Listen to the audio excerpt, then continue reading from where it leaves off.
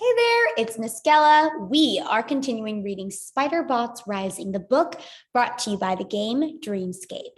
This is chapter 17, Chuck Everlasting. They were soaked to the bone, and the rain didn't show any signs of stopping. The constant roar of thunder shook through the Dreamseeker's skull. Somehow, they had beaten Ararak, but they were tired, and they were scared. The storm raged all around them in the now empty canyon. Queen Arachne must already know what's happened to Ararak, the Dreamseeker thought. She looked towards the pulsing green orb. We're so much closer to her now. How long until she sends a swarm of bots to find us? What if she comes to find us herself? We've got to get out of here, the Dreamseeker called to Nigel and Abby. She had to yell to make herself heard over the howling wind. At least for now. We need to find some cover. Abby nodded and tried to steady her wobbling leg. Nigel bobbed over to Chuck's motionless form again. In a few clumsy moves, he wrapped Chuck up in his wide, soft fins. Chuck, his ears drooping towards the ground, looked like some strange sidecar against Nigel's body. How badly is he hurt? What if something is really wrong with him? What if we can't help him? The Dreamseeker pushed those thoughts away. She looked down the canyon away from the orb. The jagged cliffs twisted and turned away into darkness. Through the sheets of rain and without the light of the orb, it was impossible to see where that path led. But far from the orb was exactly where they needed to be right now. Let's head that way, she called, pointing. But stay close together and stay close to the wall. We don't know what else is waiting out there. Nigel floated ahead in the direction the Dreamseeker had shown. Weighed down by Chuck, he leaned heavily to one side. He looked like a ship about to sink. If it wasn't so sad, she thought, it would be funny. The Dreamseeker made to follow them, but turned around to check on Abby. Abby, come on, we need to get going. Abby? No! Abby was standing up very straight now. Her leg was no longer shaking. In fact, she was standing perfectly still, even as the rain and wind whipped across her. Her head was turned away from the Dreamseeker. She faced the glowing orb. Abby? Suddenly, Abby's head snapped back to face the Dreamseeker. Her eyes were glowing a dull, flat red. They didn't seem to recognize her. An icy chill swept through the Dreamseeker's stomach. But then Abby's sensors winked on and off for a moment. When they came back on, they were bright and curious again. She looked at the Dreamseeker. Where are Nigel and Chuck? She asked. There was worry in her voice. She tried to take a step towards the Dreamseeker, but her leg gave out from under her.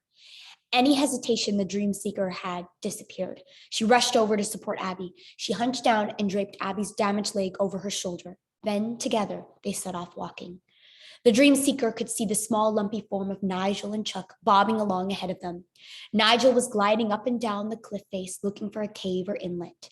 The rain drove down on them step after step. The dark, moody sky grumbled above.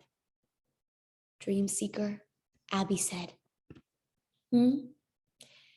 Thank you for the things you said to Ararak about me, about my glitches.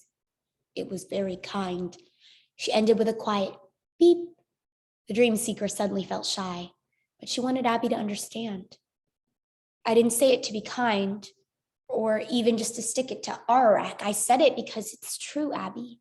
The things that make you stand out are the things that make you special. Anyone with half an unbrainwashed brain can see that. And despite her fear and the rain and the cold, she laughed. Well, Abby continued, I think that is the special thing about you, Dreamseeker, your strength. You see things your own way. You see what is good in people. You decide for yourself. The Dreamseeker didn't know what to say. She didn't feel very strong right now. Luckily, just then, Nigel called to them from up ahead. Over here! Abby and the Dreamseeker hobbled the rest of the distance as fast as they could. Finally, they reached a small cave in the side of the cliff face. It wasn't very deep and had a fairly low ceiling. Nigel's brilliant neon colors glowed out of the dark. He had already unwrapped Chuck and laid him out on the stone floor. Chuck lay on his back, very still. A single water drop clung to the tip of his ear. The rest of them gathered quietly around him. Nobody said anything. The rain dripped endlessly from the mouth of the cave. They waited. Then Chuck's mustache twitched. Nigel gasped as they all leaned forward. Chuck was muttering something, but it was too faint to hear. They leaned in even closer. Abby, he said in a voice barely above a whisper. Remind me again why I'm supposed to like spider bots. And that is the end of our chapter. Okay, so we're beginning to see that Abby may have been affected by that glowing orb when she got completely lost in thought and her eyes were a different color.